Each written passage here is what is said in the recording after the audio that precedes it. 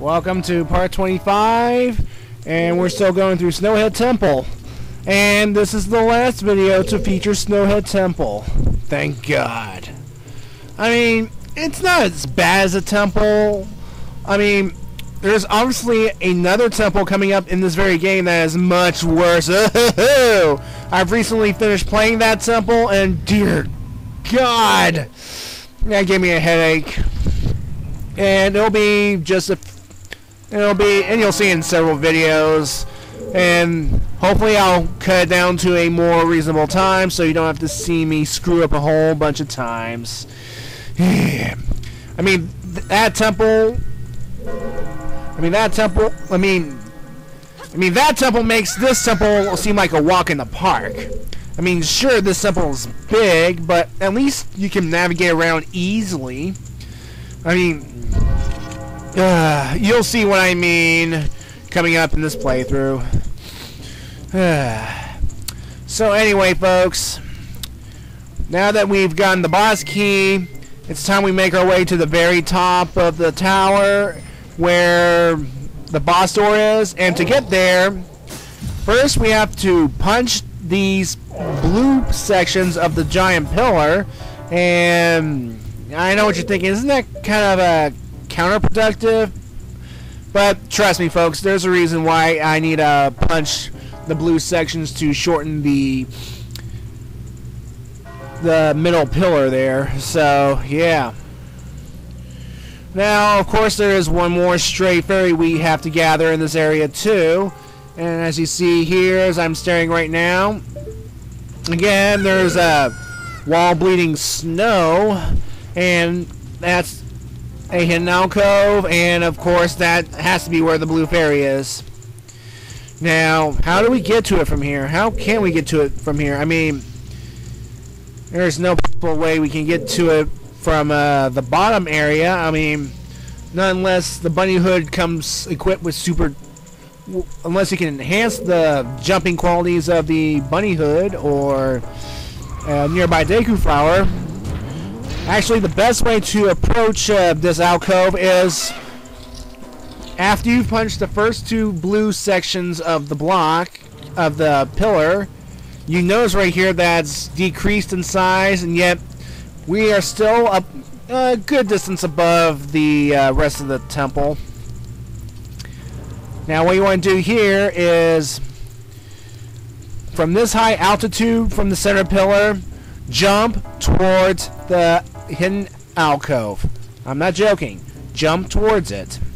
You can either twirl around as Deku Link, roll towards it as Goron Link, or do like I'm doing here, use regular Link with the bunny hood and just jump. Go for it. And it would also help to have the Lens of Truth on hand so you can see exactly where you're going.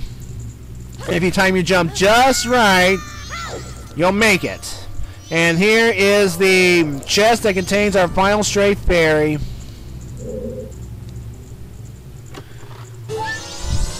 Hooray! Alright, of course there is also a Deku flower in this little alcove that will get us out of here, but really, I don't think it's that important. So what you want to do is eventually go back up to this section right here, and it would help to just go ahead and go right here, and then just punch these final two blue sections out of the way. Blech, can't talk. And voila, we've created a new path. Now, we cannot climb on it as a Goron Link, and come on, and that's contradictory. I mean, Goron Link's supposed to be strong. I mean, he can pick himself up. I mean, he can push heavy blocks, he can lift heavy objects. However, he cannot lift himself up. Anyway, this path here is open to us, and what we have to do here is punch these giant snowballs so that they will unblock a set of stairs. And And these set of stairs will take us to the very top. Now, that's kind of confusing. I mean, there are obviously sets of stairs that are higher than this one, and they lead to areas much lower than the top. I don't get it. This temple's confusing, but we're almost done with it anyway.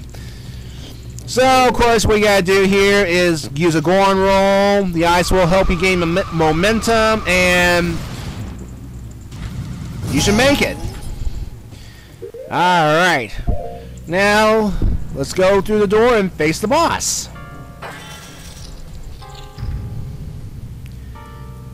And you see, oh my god, the boss is frozen. Now, we would like to keep him like that, but unfortunately we need to kill him to fix this land, so use a fire arrow to unfreeze him.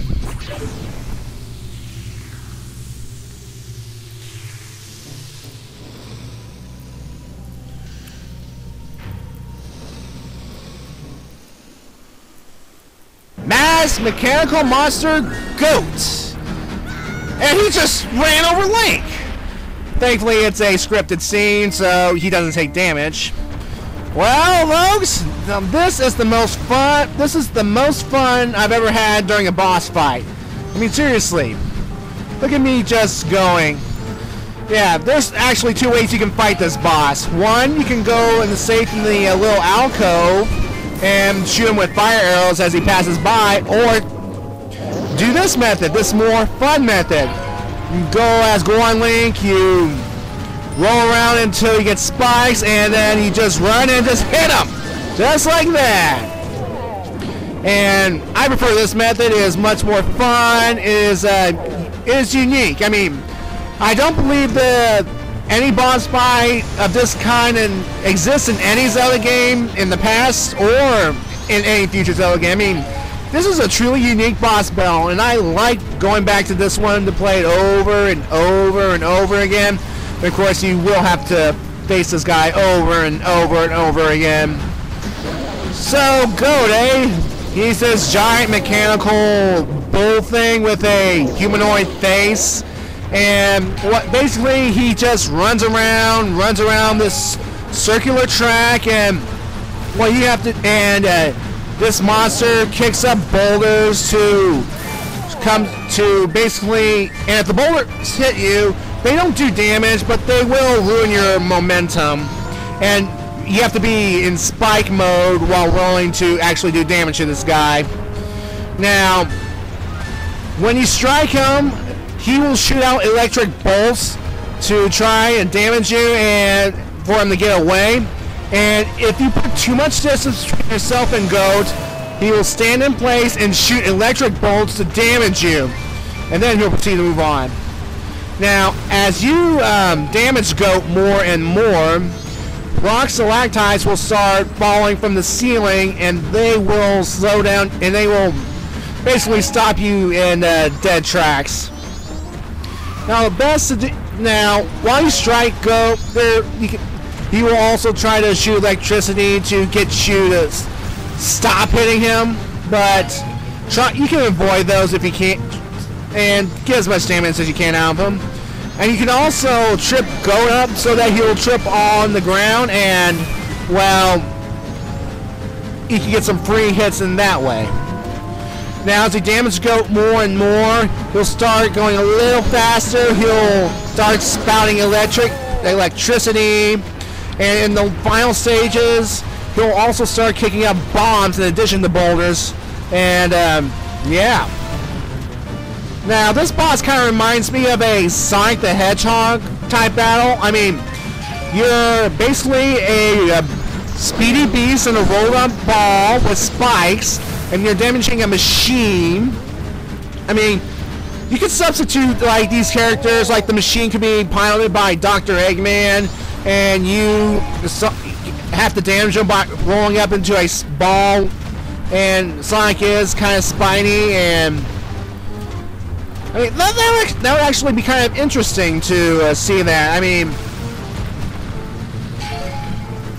if like Sega would take inspiration from this boss fight right here, and basically go around the track in a 3D environment. I mean, Sega, if you're seeing this, make it happen. And yeah.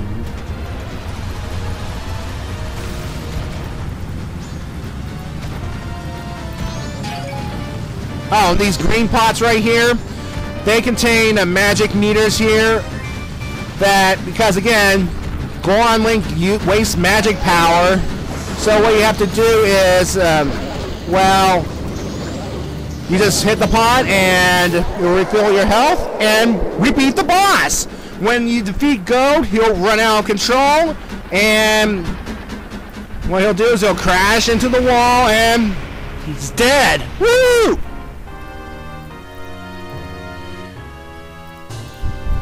So now of course the thing about the way out here is it can vary depending on where he crashes.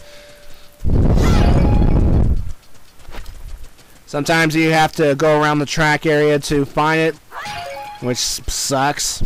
But anyway, by defeating Goat, we get another full heart container, which increases our health.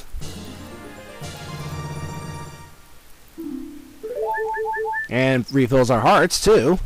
And we also get Goat's Remains. And folks, we're going to treat you to this cutscene, so enjoy.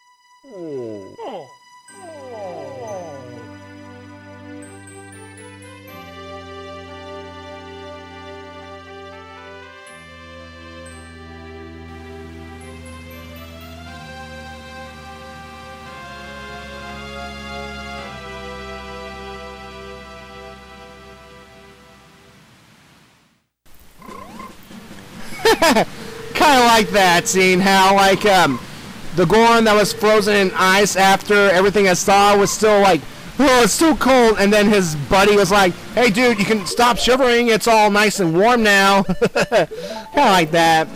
And also, if you notice that the invisible ladders that lead up to Darmani's grave, they've suddenly become visible. Because, well, I guess they were covered by the snow and ice, and because everything's all thawed now, we can see them all clearly. Whatever. So anyway, folks, we've beaten the temple, but now we have to go and deliver the 15 stray fairies to the Great Fairy Fountain. And, yeah. Oh, and that big Goron that we had sleep, well, he survives, has fallen to this apparently bottomless abyss, but I suppose it's because he's a big Goron and he can survive, and again, he's made of rocks. And apparently, turns out that he was not aware of his actions. He seemed to be brainwashed. So, yeah.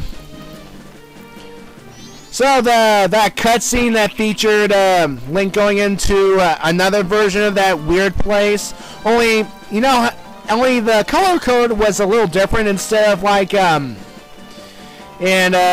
Woodfall, which is green, here that place is white, like because it's Snowhead and snow is white. Whatever. You notice how they say that the creature said it was guardians? Well, that's going to become a little important later on as we get into their backstory. But as you can see here, because it's warmer now, the white Wolfos are now regular Wolfos. And as you can, I don't know if you can hear this or not, but you can hear drip drops of snow and ice melting because now it's warmer or something. And I like that effect. I like how it's all nice and I like the effects in there. Well, anywho, folks, we are going to the Great Fairy Fountain to drop off the remaining strays. And another creepy laugh. Alright, folks. Now, the reward for this one is actually good. Basically, what she'll give us is double the magic power. That's right, folks. Our green magic bar has increased. That means we can use more magic, and that will be helpful later on.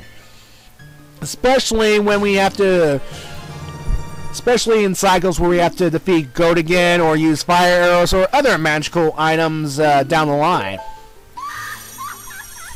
So yeah. But of course, Link had double the magic in Ocarina of Time too, but I'm not going to go into that. Blah. I mean, again, Bag of Spilling, maybe Time Paradox erased his magical powers. I'm not sure. I don't know. Well, anyway, folks, in the next video, we will go do some more stuff in the Goron area and have some fun. So, see you in part 26.